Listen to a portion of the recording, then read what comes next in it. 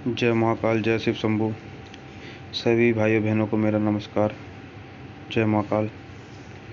तो जैसा कि हमने पिछली वीडियो में देखा कि चुंचला को कैसे अपने गुरु की प्राप्ति हुई, कैसे वह उस मायालोक से निकलकर ब्राह्मण देव की वाणी से शिव पुराण सुनकर अब वह कैसे शिवलोक जाएंगी समय अनुसार और पार्वती जी की सखी बनेंगी।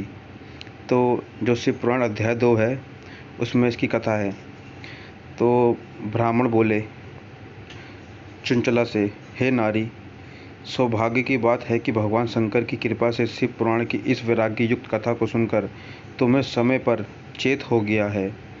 ब्राह्मण पत्नी, तुम डरो मत, भगवान शिव की शरण में जाओ। शिव की कृपा से सारा पाप तत्काल नष्ट हो जाता है। मैं तुमसे भगवान शिव की कीर्ति कथा से युक्त उस परम वस्तु वर्णन करूँगा जिससे तुम्हें सदा सुख देने वाली उत्तम गति प्राप्त होगी। शिव की उत्तम कथा सुनने से ही तुम्हारी बुद्धि इस तरह के पश्चाताप से युक्त एवं शुद्ध हो गई है, साथ ही तुम्हारे मन में विषयों के प्रति वैराग्य हो गया है। पश्चाताप ही पाप करने वाले पापियों के लिए सबसे बड़ा पश्चाताप है या प्रायश्चित है। सत्पुरुषों ने सबके लिए पश्चाताप को ही समस्त पापों का शोधक बताया है। पश्चाताप से ही पापों की शुद्धि होती है। जो पश्चाताप करता है वही वास्तव में पापों का प्रायश्चित करता है, क्योंकि सत्पुरुषों ने समस्त पापों की शुद्धि के लिए जैसे प्रायश्चित का उपदेश किया है वह सब पश्चाताप से संपन्न हो जाता है। जो पुरुष विधि पूर्वक प्रायश्चित करके निर्भय हो जाता है पर अपने कुकर्म के लिए पश्चाताप नहीं करता, उसे पाप उत्तम गति प्राप्त नहीं होती। परंतु जिसे अपने कुकृत्य पर हार्दिक पश्चाताप होता है वह अवश्य उत्तम गति भागी होता है, इसमें संशय नहीं है। इस शिव पुराण की कथा सुनने से जैसे चित्त शुद्धि होती है वैसी दूसरे उपाय से नहीं होती।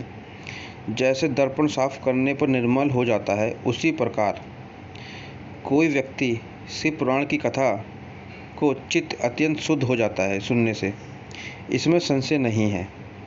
मनुष्य की शुद्धि चित्त में जगदम्बा पार्वती सहित भगवान शिव विराजमान रहते हैं। इससे वह विशुद्ध आत्मा पुरुष श्री सांब सदाशिव के पाद को प्राप्त होता है। इस उत्तम कथा का श्रवण समस्त मनुष्य के लिए कल्याण का बीज है। अतः यथोचित शास्त्रों के मार्ग से इसकी आराधना अथवा सेवा करनी चाहिए। यह बंधन रूपी रोगों का नाश करने वाली है।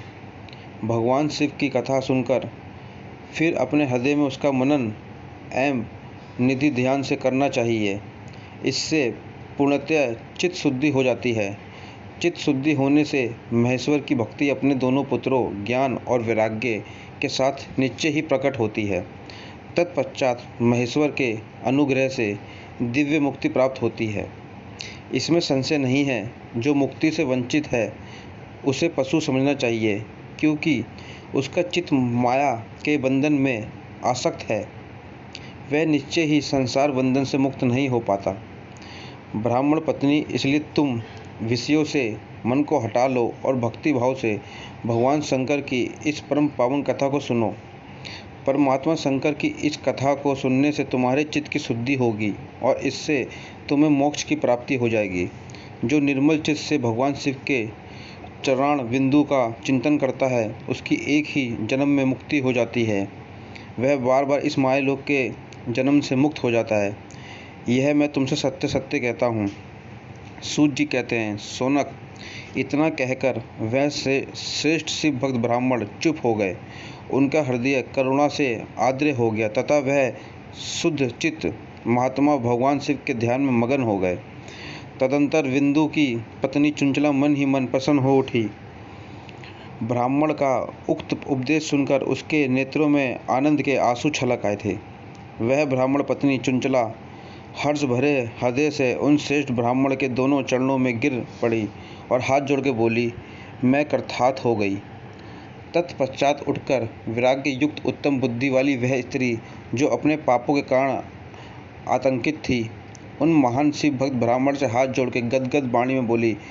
चुंचला ने कहा, हे ब्राह्मण देव, शिव भक्तों में श्रेष्ठ स्वाभिमान आप धन्य हैं, परमार्थदर्शी हैं और सदा परोपकार में लगे रहते हैं, इसलिए श्रेष्ठ साधु पुरुषों में प्रशंसा के योग्य हैं। साधु मैं नरक के समुद्र में गिर रही हूँ, आप मेरा उद्धार कीजिए। पौराणिक अर्थ से संपन्न जिस सुंदर शिव पुराण की कथा सुनकर मेरे मन में संपूर्ण विषयों से वैराग्य उत्पन्न हो गया, उसी इस शिव पुराण के सुनने के लिए उस समय मेरे मन में बड़ी श्रद्धा हो रही है। तो सूत जी कहते हैं, ऐसा कहकर हाथ जोड़कर उनका अनुग्रह पाकर चुंचला उस शिव पुराण की कथा सुनने की इच्छा में मन में उन ब्राह्मण देवता के सेवा में तत्पर हो वहाँ रहने लगी।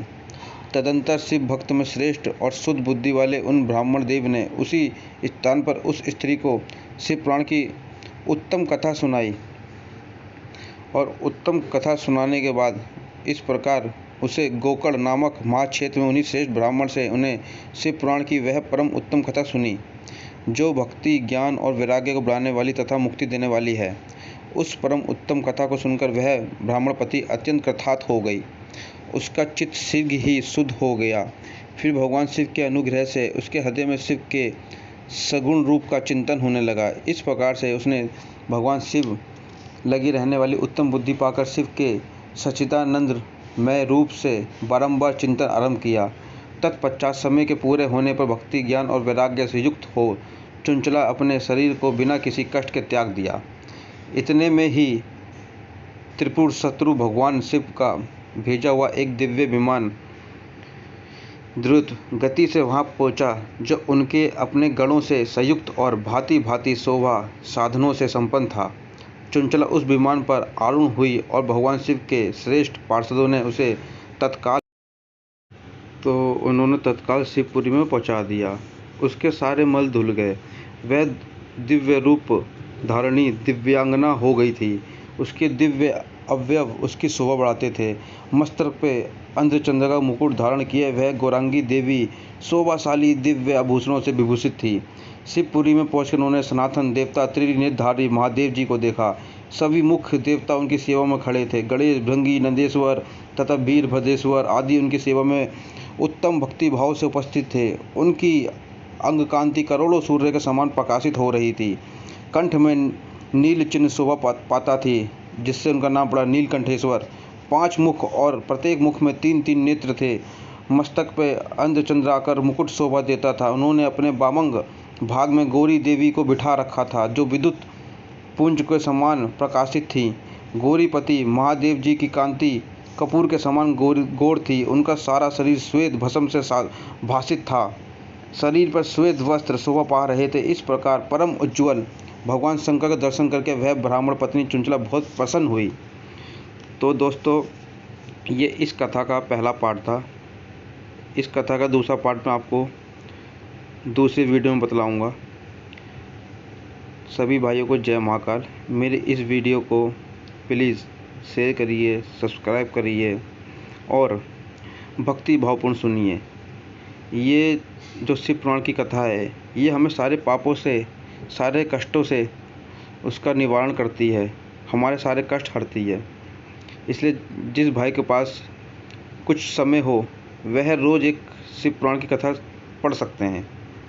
सभी भाइयों को हर हर महादेव, जय श्री राम।